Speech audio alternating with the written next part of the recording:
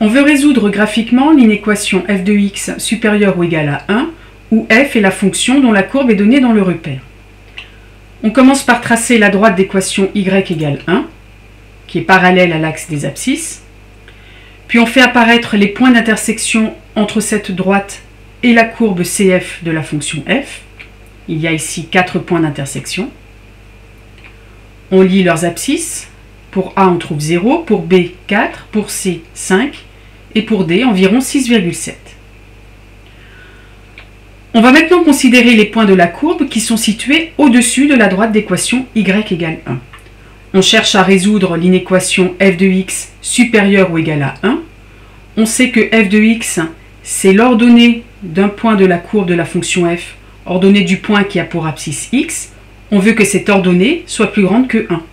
Donc c'est pour ça qu'on s'intéresse aux points de la courbe qui sont situés au-dessus de la droite d'équation y égale 1. On va faire apparaître ces points en bleu clair sur la courbe de la fonction. Il y a la partie qui est ici, la partie qui est entre B et C, et la partie qui est ici. On va maintenant lire les abscisses de ces points.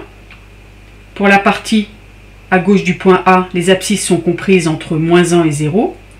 Pour la partie entre B et C, les abscisses sont comprises entre 4 et 5. Et pour la partie qui est à droite du point D, les abscisses sont comprises entre 6,7 et 7.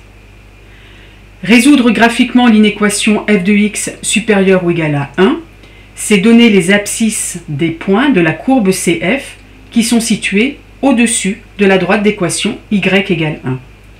On trouve donc que l'ensemble des solutions de l'inéquation est la réunion des intervalles que l'on vient de citer, c'est-à-dire -1, 0, union 4, 5, union 6,7, 7.